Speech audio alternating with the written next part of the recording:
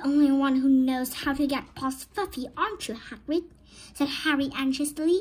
"And you wouldn't tell anyone, would you? Not even one of the teachers?" Not a soul knows except me and Dumbledore," said Hagrid proudly. "Well, that's something," Harry muttered to the others. "Hagrid, can we have a window open? I'm boiling." "Can't, Harry. Sorry," said Hagrid. Harry noticed him glance at the fire. Harry looked at it too. "Hagrid, what's that?" But he already knew what it was. In the very heart of the fire, underneath the kettle, was a huge black egg. "Ah," said Hagrid, fiddling nervously with his beard. "That's, where did you get it, Hagrid?" said Ron, crouching over the fire to get a closer look at the egg. "It must cost you a fortune." "What?" said Hagrid. "Last night, I was down in the village having a few drinks and got into a game of cards with a stranger. Think he was quite glad to get rid of it, to be honest."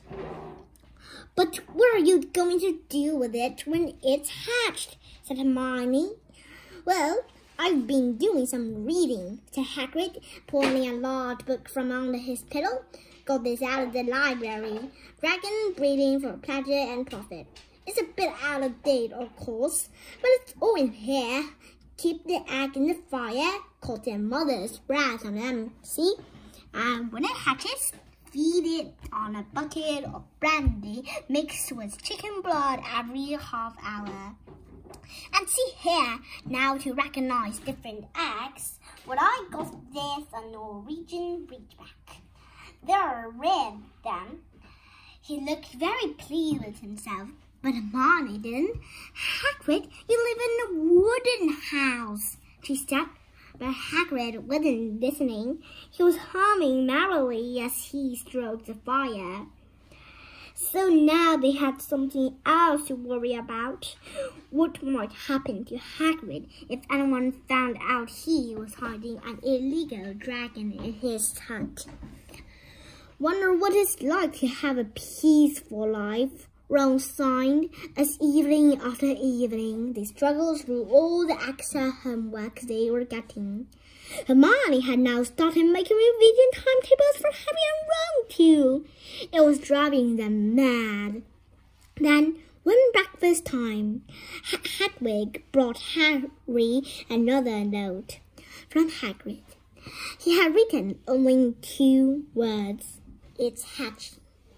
Ron wanted to skip herbology and go straight down to the hut. Hermione wouldn't hear of it.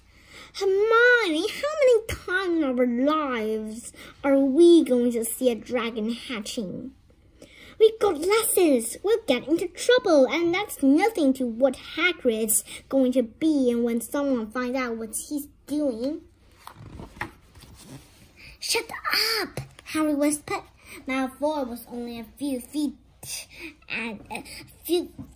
away, and he had stopped dead to listen.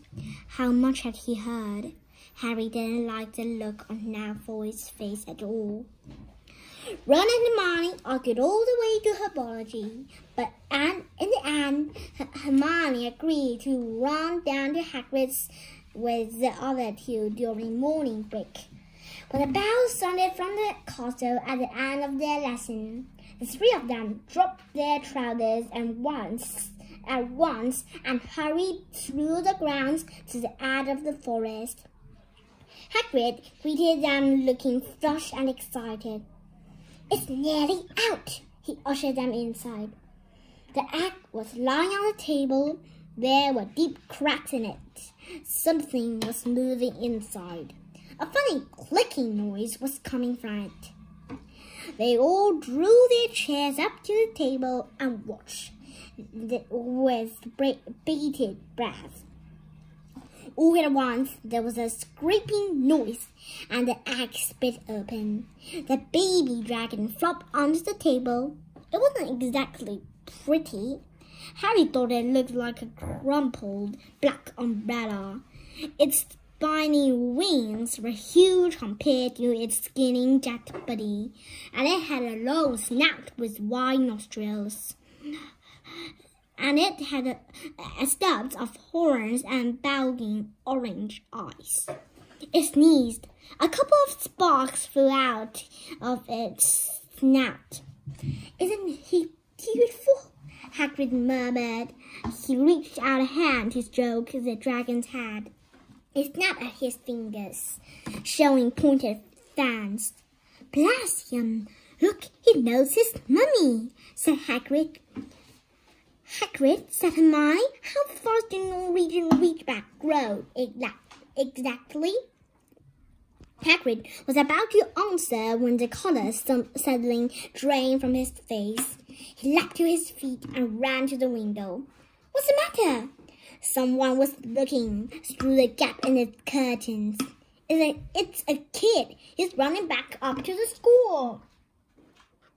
Harry bolted to the door and looked out. Even at a distance, there was no mistaking him. Malfoy had seen the dragon.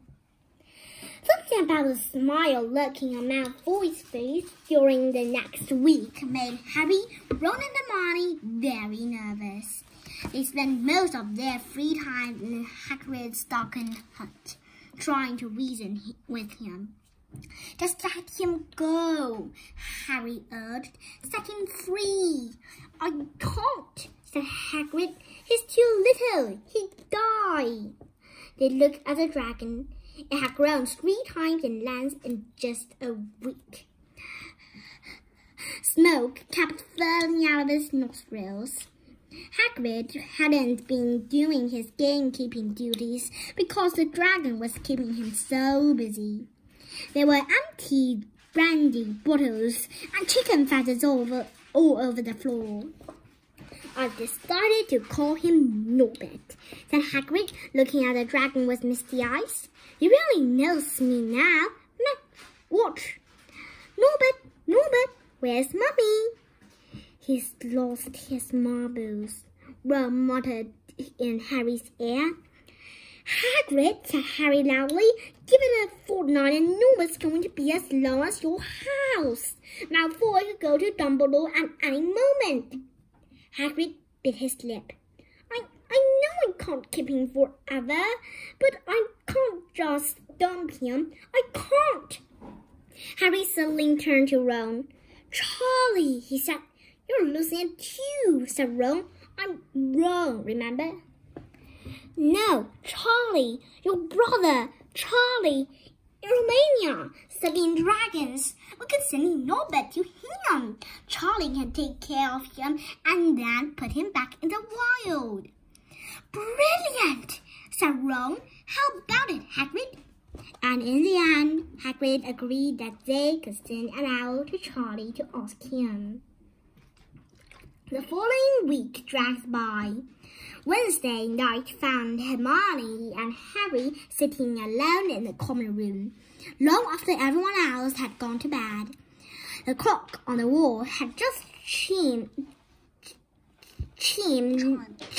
midnight when the portrait hole burst open. Ron appeared out of nowhere as he pulled off Harry's invisibility cloak. He had been down at Hagrid's hut, helping him feed Norbert, who was now eating dead rats by the crate. "It bit me," he said, showing them his hand, which was wrapped in a bloody handkerchief. "I'm not going to be able to hold a quill for a week. I tell you, that dragon's the most horrible animal I've ever met."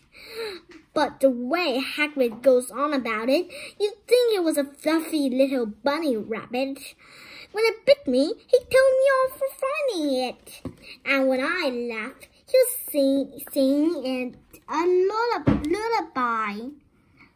There was a tap on the dark window.